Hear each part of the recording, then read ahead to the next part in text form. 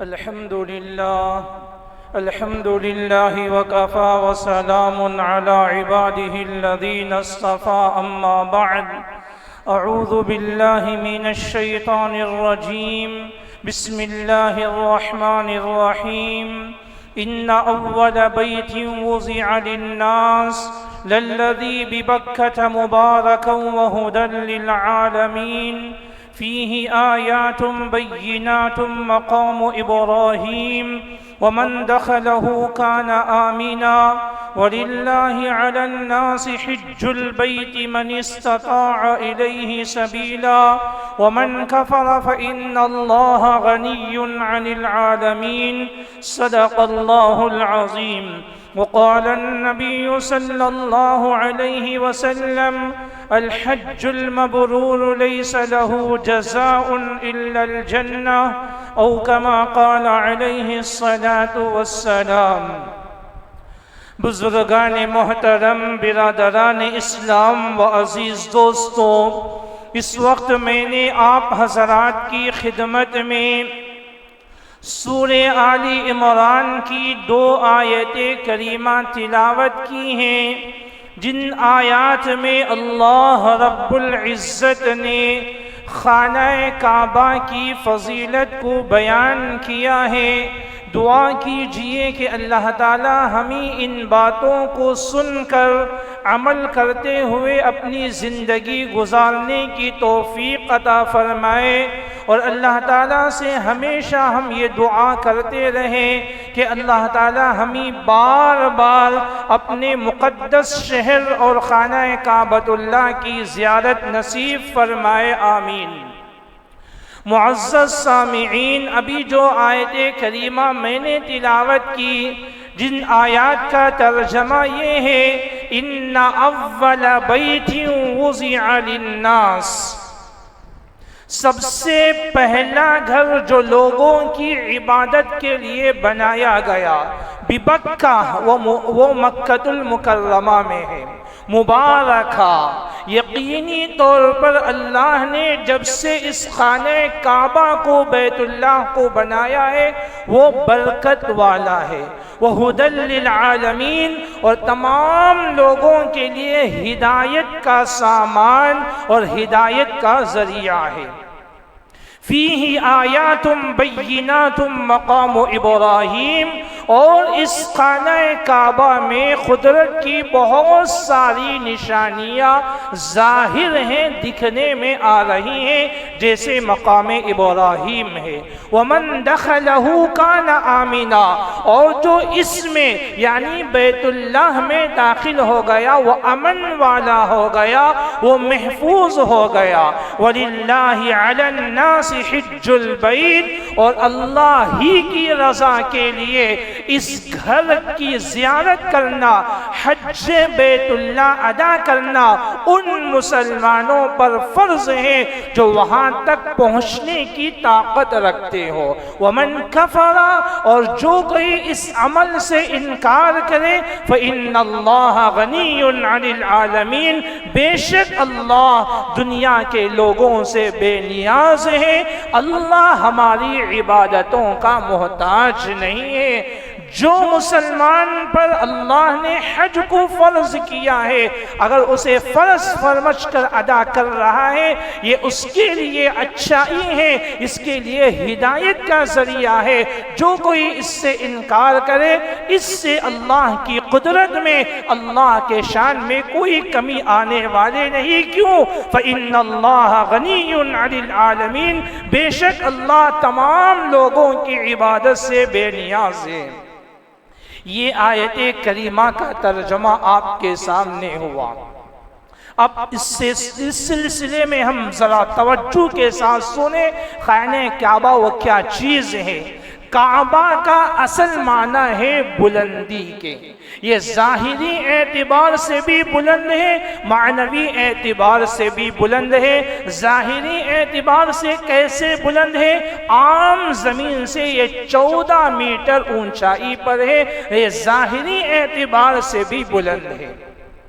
اور کعبۃ اللہ کا ایک نام قرآن میں بیت العتیق، جہاں بیت اللہ ہم کہتے ہیں وہاں پر اللہ نے سورہ حج میں بیت العتیق کا بھی اس نام سے تذکرہ کیا۔ کیا مطلب؟ عتیق کے معنی ہے آزاد شدہ، یعنی اللہ نے اپنے گھر کو ہر ظالم و جابر، ہر شیطانی طاقت سے اسے آزاد کیا ہے۔ اسی وجہ سے جب سے اللہ نے اس گھر کو بنایا ہے، ہر ظالم و جابر اور شیطانی طاقت سے اسے محفوظ رکھا ہے۔ سورہ فیل میں اللہ نے ابرہہ کا تذکرہ کیا کہ وہ دشمن جو ہاتھیوں کا لشکر لے کر خانہ کعبہ پر حملہ کرنے کے بری نیت سے چلا تھا، لیکن اللہ نے ابابیل چھوٹے چھوٹے پرندوں کے ذریعے سے اپنے گھر کی حفاظت کی اور ان ہاتھیوں کے لشکر کو نیست و نابود کر دیا۔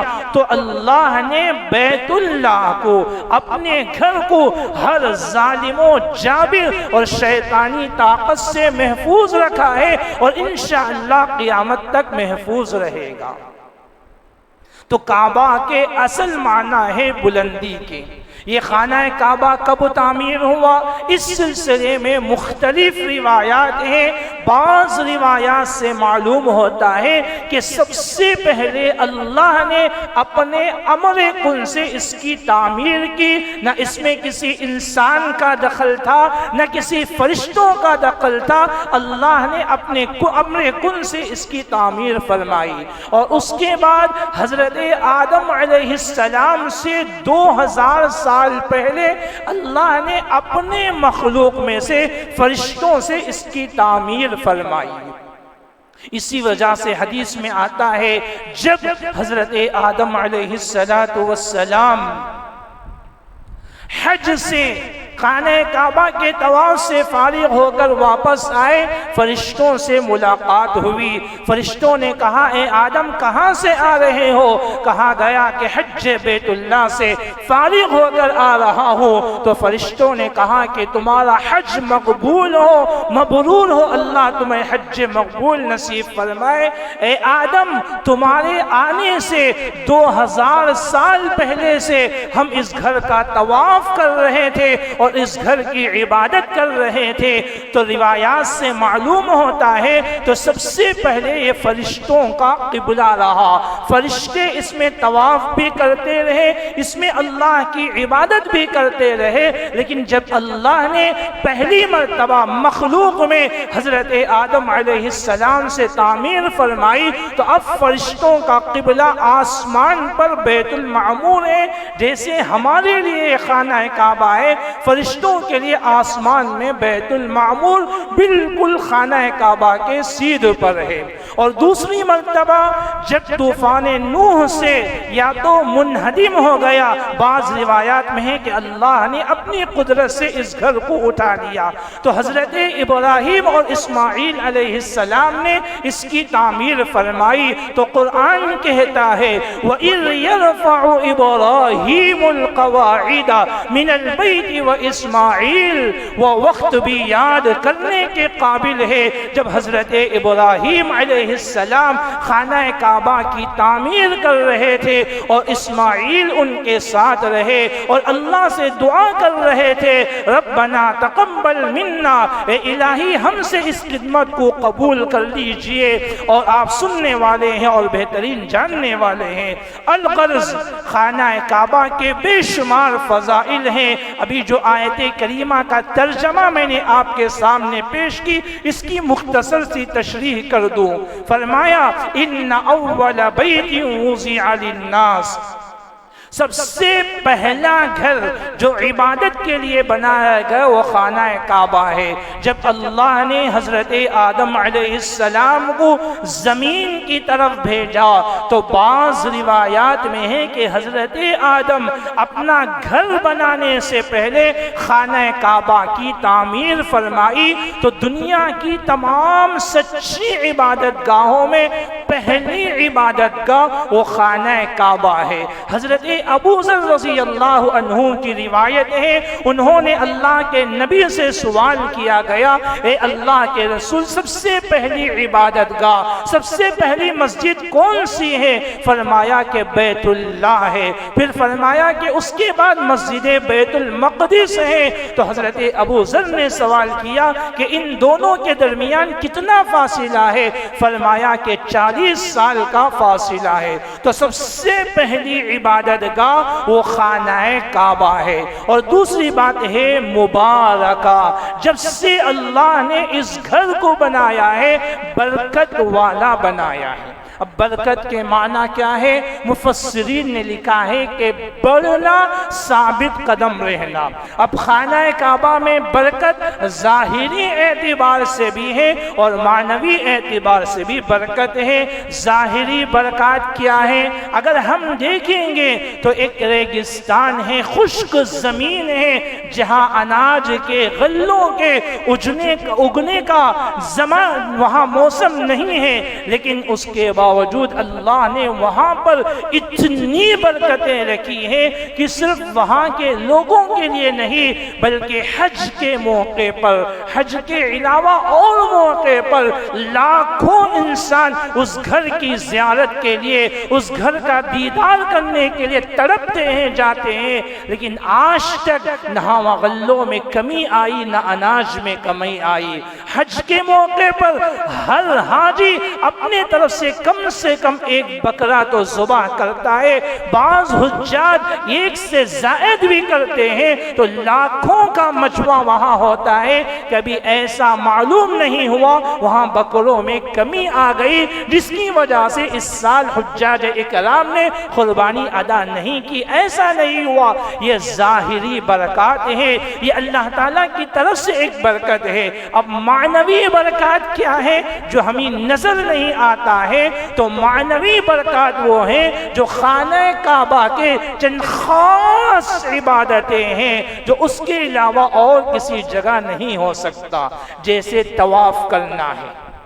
حجاج ہو یا عمار ہو، یعنی حج کرنے والا ہو یا عمرہ کرنے والا ہو، اس گھر کا طواف کرتے ہیں۔ اب یہ طواف صرف خانہ کعبہ کے ساتھ خاص ہے، نہ کسی مسجد کا طواف جائز ہے، نہ کسی قبر کا طواف جائز ہے، حتیٰ کہ روضہ اقدس جس میں میرے اور آپ کے آقا تاجدار مدینہ محمد عربی صلی اللہ علیہ وسلم اپنے قبر میں آرام فرمائے، اس مقدس جگہ کا طواف بھی جائز نہیں ہے۔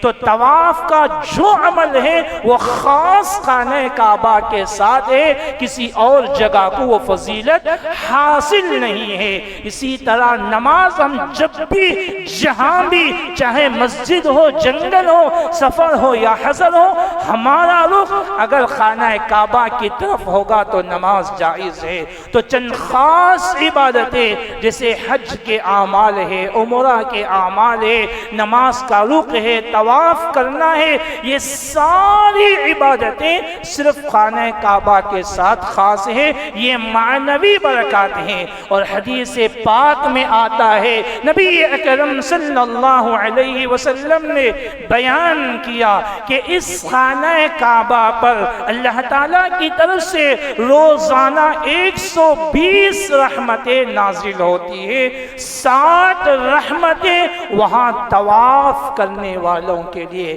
40 رحمتیں اس گھر کے پاس نماز پڑھنے والوں کے لیے، اور 20 رحمتیں ان مسلمانوں کے لیے جو نہ طواف کرتے ہیں نہ نماز پڑھتے ہیں، صرف ایک جگہ بیٹھ کر خانہ کعبہ کو زیارت کر رہے ہیں، وہ بھی محروم نہیں ہیں، ان پر بھی 20 رحمتیں روزانہ نازل ہوتی ہیں۔ تو اسی لیے بعض علماء نے، حضرت سعید بن مسیب علیہ الرحمہ لکھتے ہیں، جو کوئی مسلمان ایمان و تصدیق کے ساتھ خانہ کعبہ کی عظمت کے ساتھ محبت کی نگاہ سے اگر اس کو دیکھتا ہے، اس کے نامہ اعمال سے گناہ جھڑ جاتے ہیں، وہ گناہوں سے ایسا پاک و صاف ہوتا ہے جیسا کہ آج ہی وہ اپنے ماں کے پیٹ سے باہر آیا ہو۔ اسی طرح حجاج اکرام کے بارے میں آتا ہے، جس کا حج مقبول ہو گیا وہ گناہوں سے پاک و صاف ہوتا ہے۔ یہ خانہ کعبہ کی معنوی برکات ہیں،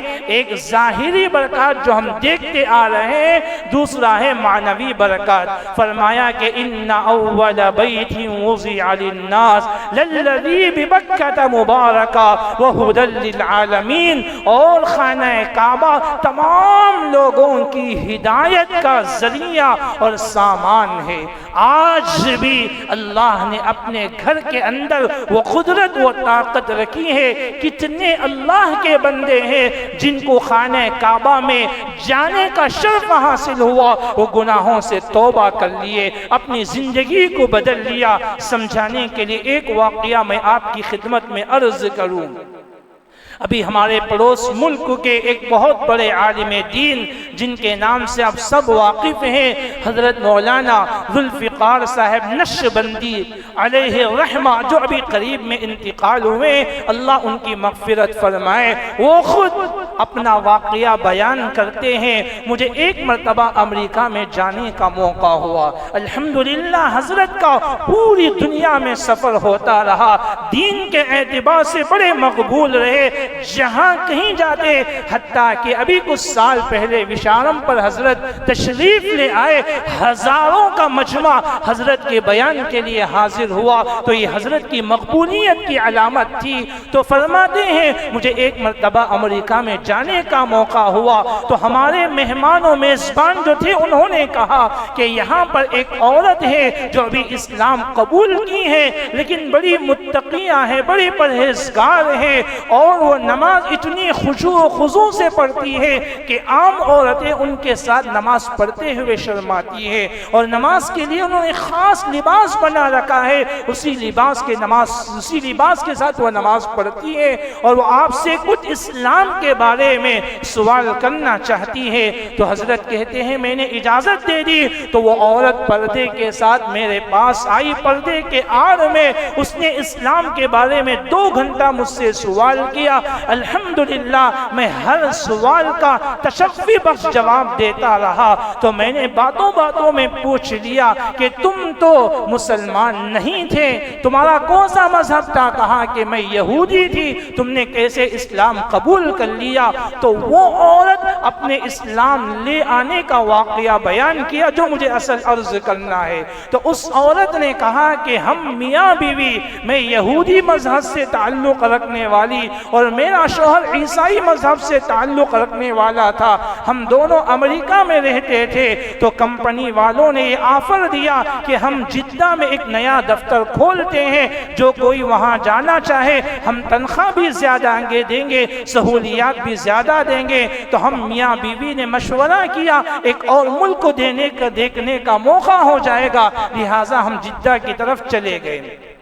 تو وہ عورت کہتی ہے ہم جدہ میں پہنچے تو دیکھا کہ کئی مرد اور عورتیں کہ بالکل مردوں کا لباس سفید سفید احرام کی حالت میں ایک طرف جا رہے ہیں، بسوں میں، کار میں، پیدل جا رہے ہیں۔ میں نے اپنے شوہر سے پوچھا اتنا بڑا مجمع کہاں جاتا ہے؟ تو میرے شوہر نے کہا کہ یہاں قریب میں مسلمانوں کا کعبہ ہے، اس کی زیارت کے لیے جاتے ہیں۔ میں نے اپنے شوہر سے کہا کہ ہم بھی تو جا سکتے ہیں، تو میرے شوہر نے کہا کہ وہاں صرف مسلمان جا سکتے ہیں، غیروں کی اجازت نہیں ہے۔ تو میں نے اپنے شوہر سے کہا اجازت تو نہیں ہے، کوشش کرنا تو ہمارا کام ہے، اگر مقدر میں رہا تو پہنچ جائیں گے۔ تو وہ عورت کہتی ہے میں نے مسلمانوں جیسا برقع اوڑھ لیا، اوڑھنی ڈال لی، اور میرا شوہر سر میں ٹوپی ڈال کر جدہ سے نکلے۔ رات کا وقت تھا، ایسا وقت کہ ٹریفک زیادہ ہے، تو پولیس ایک ہی تھا، کسی کو چیک نہیں کیا، آگے بھیج دیا۔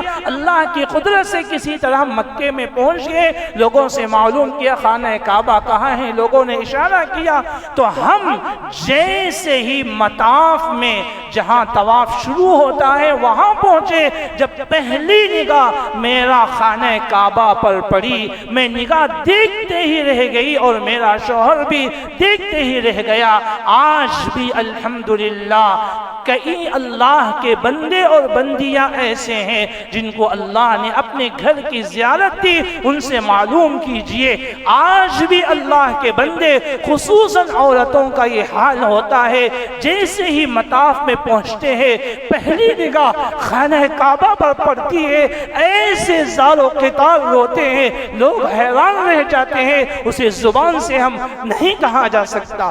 تو وہ عورت کہتی ہے ہم جیسے ہی مطاف میں پہنچے میری نگاہ وہیں کی وہیں رہ گئی، تو میں نے اپنی شوہر سے کہا کہ تمہاری حالت کیا ہے؟ انہوں نے کہا کہ میری دل کی دنیا بدل گئی۔ ہم دونوں نے اسی وقت اسلام قبول کر لیا اور اسلام کے دائرے میں داخل ہو گئے۔ تو وہ عورت حضرت ذوالفقار صاحب علیہ الرحمہ سے کہنے لگی ہم کو کسی مسلمان نے اسلام کی دعوت نہیں دی، کسی نے نہیں کہا کہ تم مسلمان ہو جاؤ، محض خانہ کعبہ کی زیارت اور حجاج اور عمار کا ان لباس میں پہنچنا، ان کو دیکھ کر میرے دل میں خانہ کعبہ کی عظمت پیدا ہوئی اور میں نے خانہ کعبہ کی زیارت کی اور اللہ نے ہدایت کا ذریعہ کیا۔ تو لہٰذا خانہ کعبہ وہ عظمت کی جگہ ہے جہاں اللہ روزانہ 120 رحمتیں نازل کرتے ہیں کہ 60 رحمتیں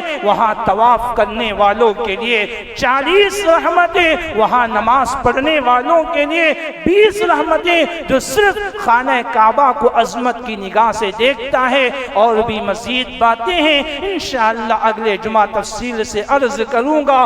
دعا کیجئے اللہ تعالی ہم میں سے ہر ایک کو بار بار اپنے گھر کی زیارت نصیب فرمائے، مقبول حج کی سعادتوں سے بھی اللہ مالا مال فرمائے اور مقبول عمرہ کی سعادتوں سے بھی مالا مال فرمائے اور روزہ اقدس میں بھی بار بار حاضری نصیب فرمائے۔ اور اللہ کے جتنے بندے جو اس سال حج کے نیت سے ارادہ کر چکے ہیں تمام حجاج اکرام کے سفروں کو آسان فرمائے اور ان کی دعاؤں میں پوری امت کا حصہ نصیب فرمائے، اور ان حجاج اکرام کی دعاؤں کی برکت سے اللہ پورے عالم اسلام میں امن و امان نصیب فرمائے۔ آمین وآخر دعوانا الحمدللہ رب العالمین۔